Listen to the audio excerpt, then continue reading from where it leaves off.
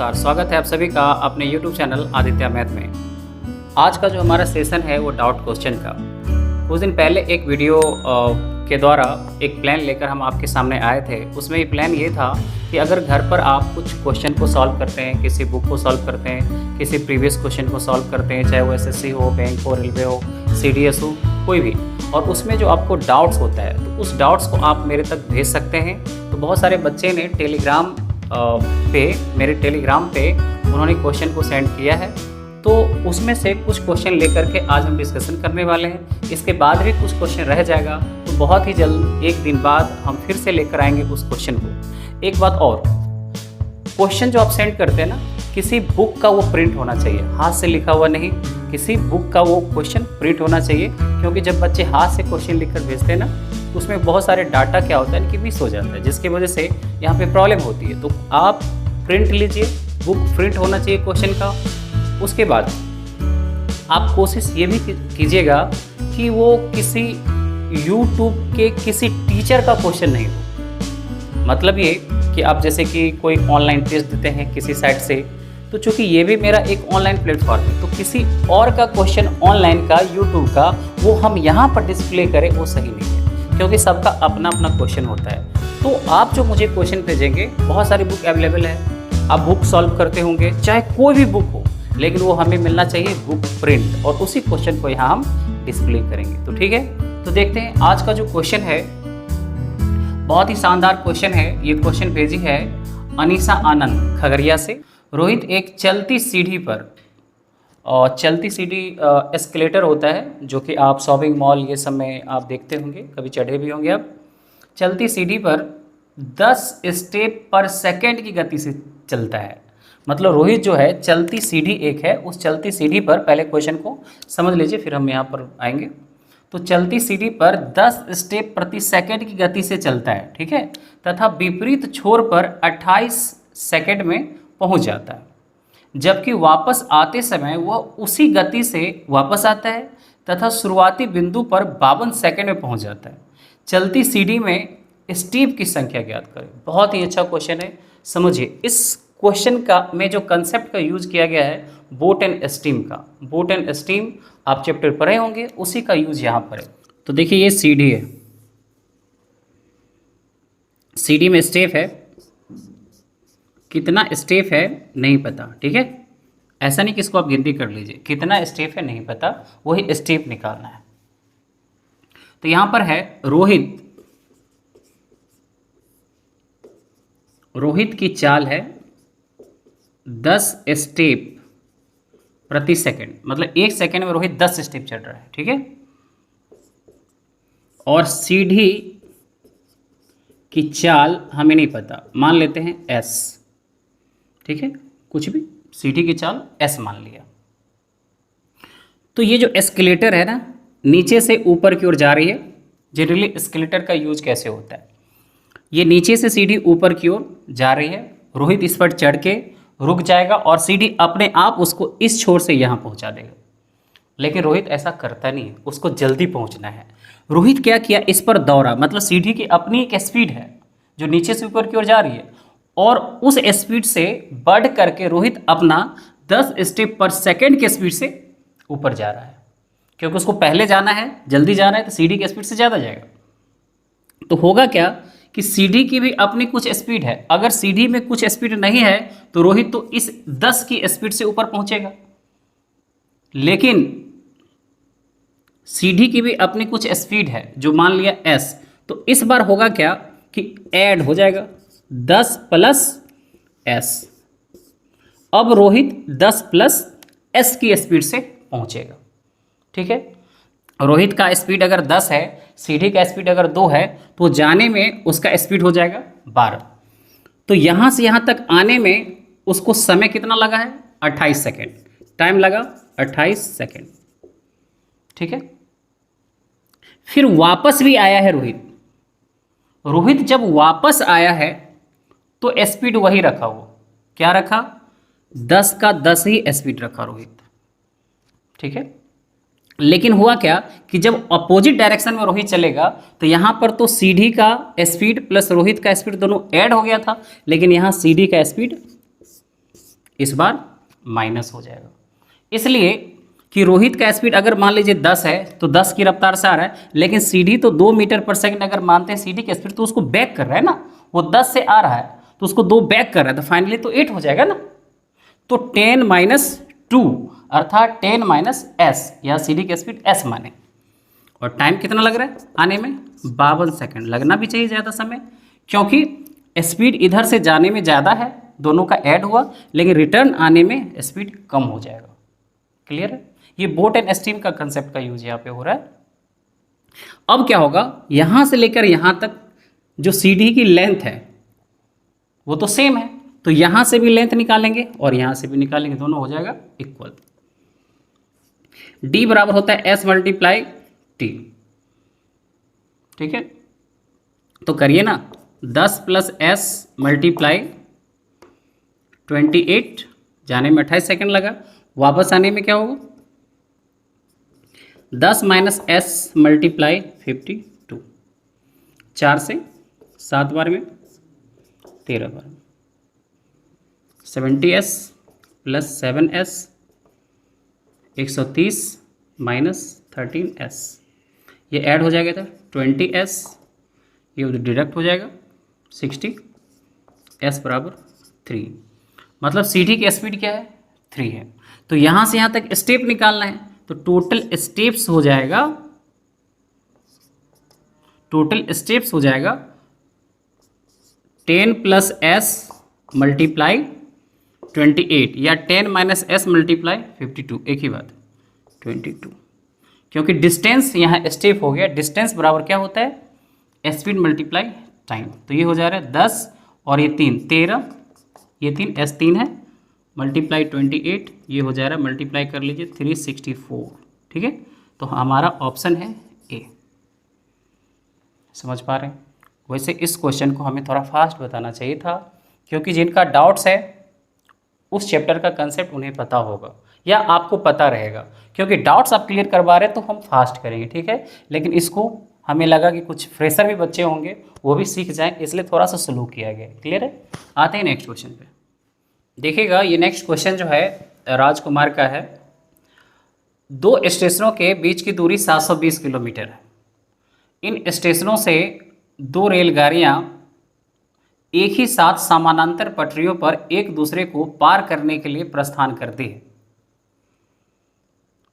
उनमें से एक की चाल दूसरी की चाल से 20 किलोमीटर प्रति घंटा अधिक है।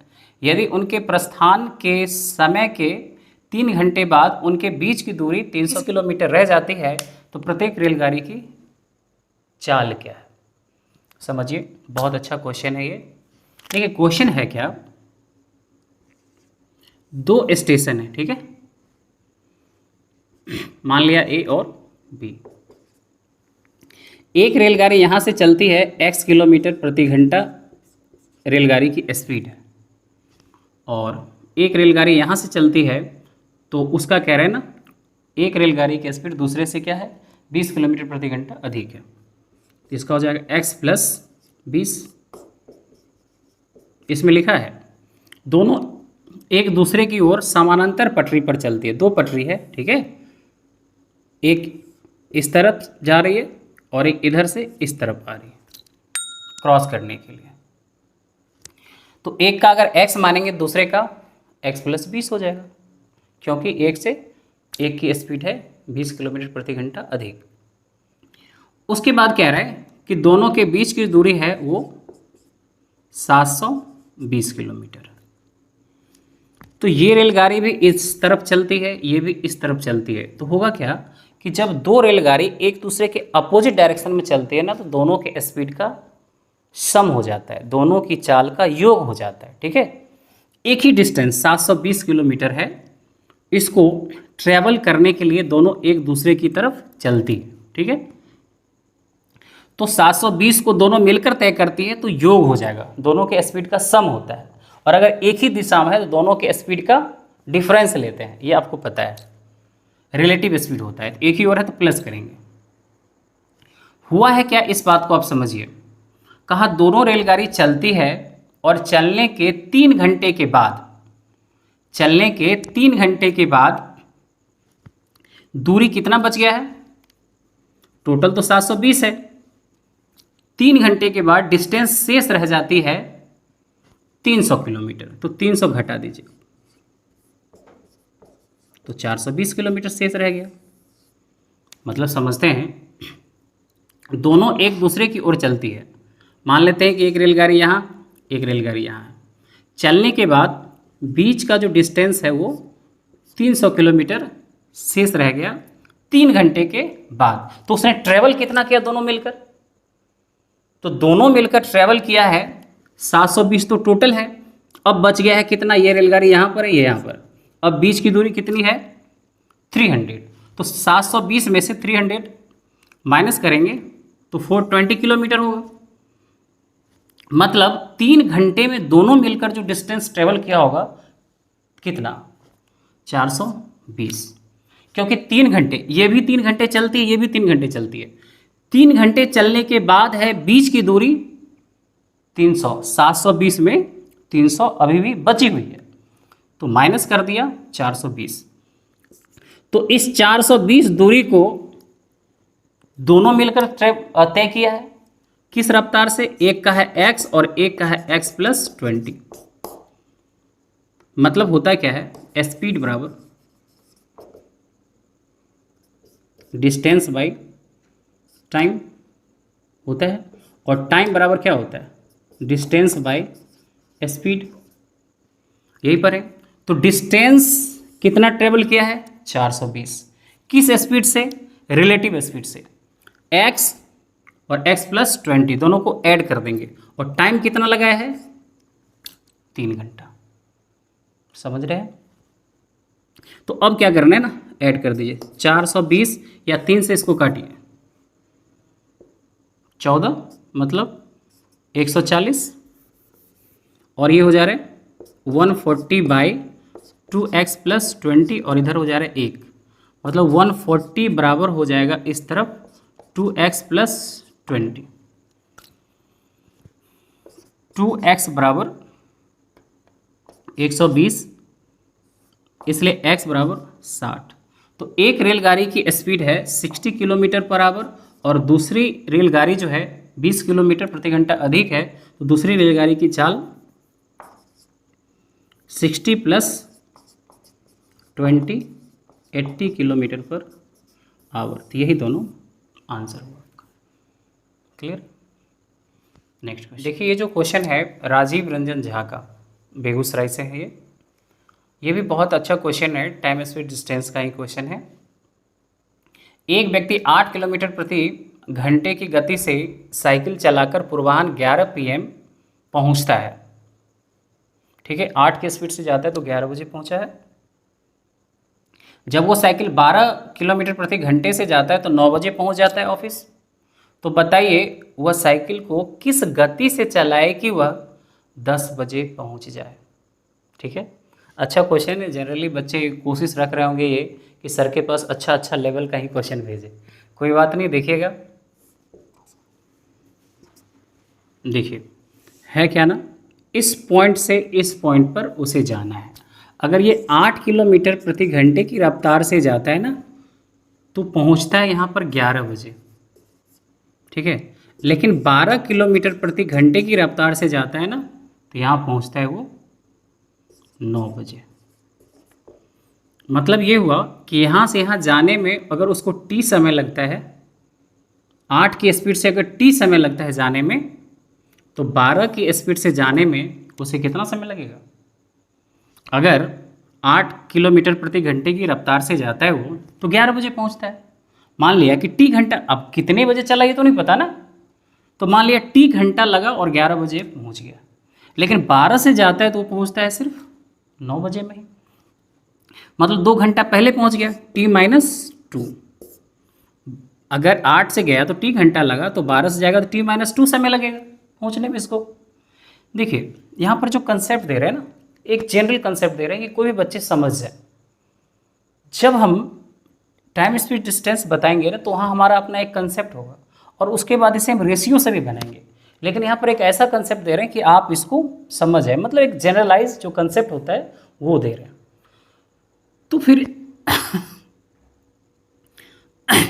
तो फिर देखिएगा आगे, उसके बाद क्या कह रहे हैं, हम उस पर आ जाएंगे। यहाँ अब हम डिस्टेंस तो निकाल ही सकते हैं, मतलब टाइम निकाल लेंगे पहले। तो टाइम कैसे निकालेंगे, तो 8 मतलब 8 की रफ्तार से जाता है तो उसको t समय लगता है सेम डिस्टेंस को, लेकिन 12 से जाता है तो t-2 समय लगता है उसको, ठीक है, t-2 समय लगता है। तो यहाँ पर क्या है ना, 4 से 3 बार में, 4 से 2 बार में, और ये हो जा रहा है 2t बराबर 3t-6, और ये हो जाएगा आपका t बराबर 6 आवर्स।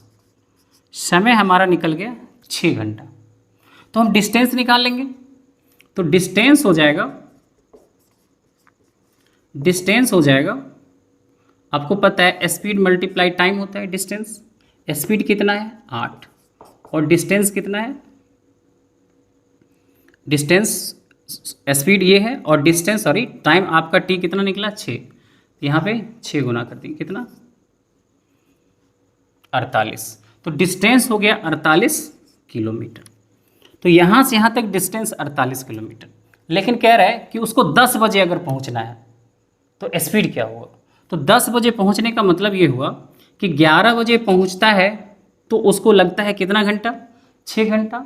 लेकिन अगर उसको 10 बजे पहुँचना है, 10 बजे ये भी लिखते हैं, अगर उसको 10 बजे पहुँचना है तो 5 घंटा लगेगा, क्योंकि 11 बजे पहुँचने के लिए 6 घंटा, तो 10 बजे पहुँचने के लिए 1 घंटा कम, मतलब 6। तो यहाँ पर टाइम हो जाएगा 5 आवर, 10 बजे पहुँचने के लिए 5 घंटा लगेगा। तो स्पीड बराबर हो जाएगा डिस्टेंस बाई टाइम, 48/5 भाग लगाइए 9.6 किलोमीटर पर आवर। क्योंकि t6 का मतलब क्या है, 11 बजे पहुंचता है तो 6 घंटा लगता है, लेकिन 10 बजे अगर उसको पहुंचना है तो 1 घंटा कम, मतलब 5 घंटा लगेगा। डिस्टेंस कितना, 48 में 5 से भाग दीजिए, आंसर आ गया, ठीक है। ये जो नेक्स्ट क्वेश्चन है घनश्याम कुमार बेगूसराय से भेजे हैं। 4 अंकों की वह बड़ी से बड़ी संख्या कौन सी है जो पूर्ण घन संख्या है, परफेक्ट क्यूब नंबर है। समझिए, पूर्ण घन संख्या,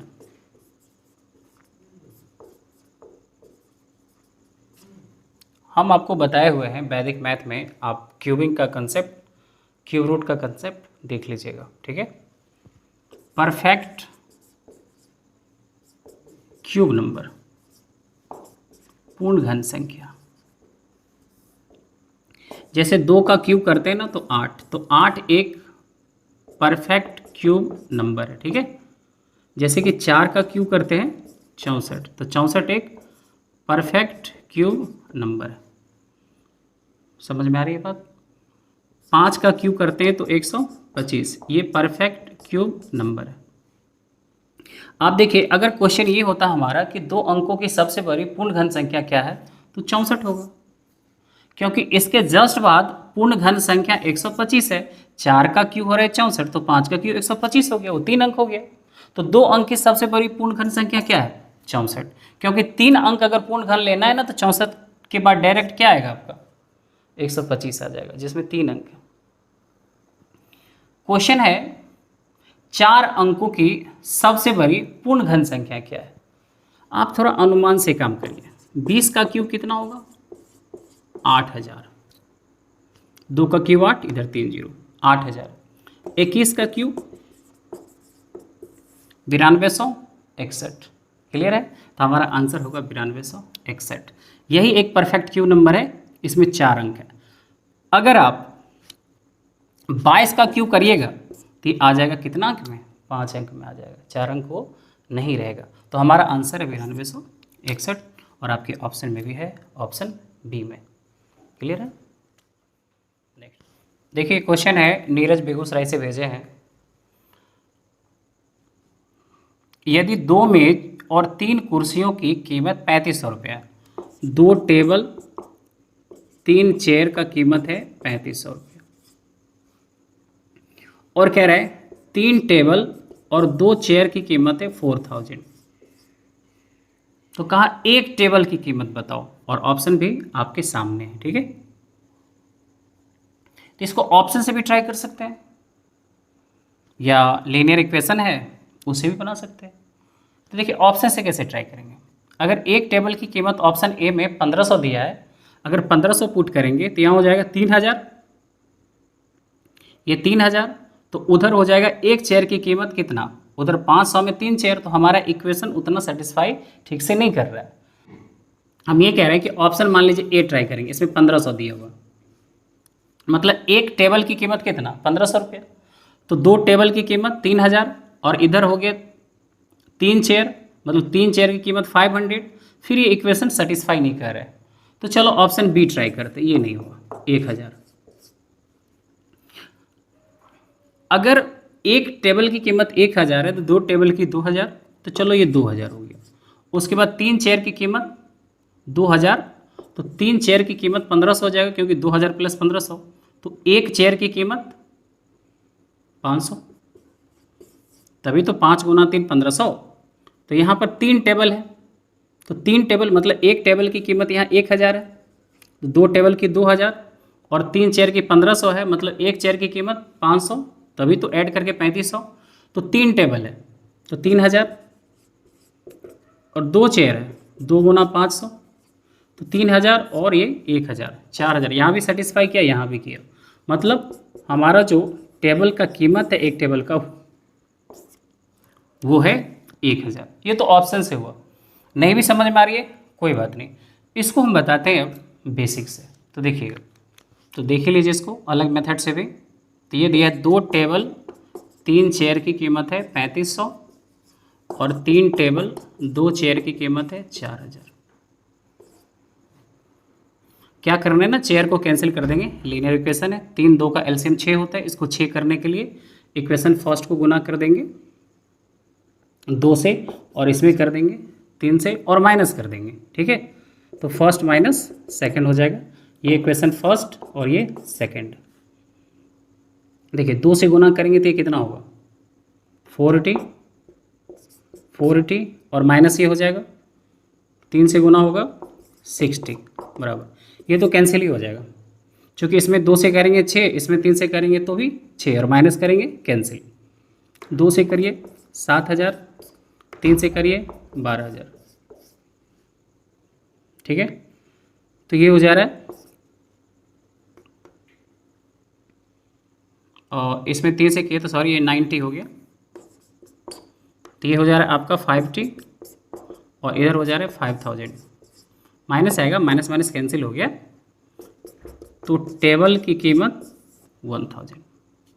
समझ पा रहे हैं, क्लियर है ना। तो कुछ ऐसे भी स्टूडेंट हैं जिनका क्वेश्चन रह गया, वो हम बस कल के ही क्लास में बताने वाले, कल फिर एक डाउट क्लास आने वाला है। कुछ ऐसे भी स्टूडेंट हैं जो 2 2 3 3 क्वेश्चन भेजे थे, तो उनका जो क्वेश्चन था उसमें हम एक एक आज लिए, जो क्वेश्चन रह गया ना वो भी हम नेक्स्ट क्लास में लेकर आ जाएंगे। और आप लोग भी इसी तरह से क्वेश्चन भेज सकते हैं, अपना नेम और अपना डिस्ट्रिक्ट भेजिए और आपके भी प्रॉब्लम को हम यहाँ पर सॉल्व करेंगे, तो ठीक है। तो आप भी क्वेश्चन को भेजिए और नेक्स्ट जो क्लास होगा हम आपके भी क्वेश्चन को उसमें लेकर आ जाएंगे। तो मिलते हैं नेक्स्ट क्लास में, बाय, टेक केयर।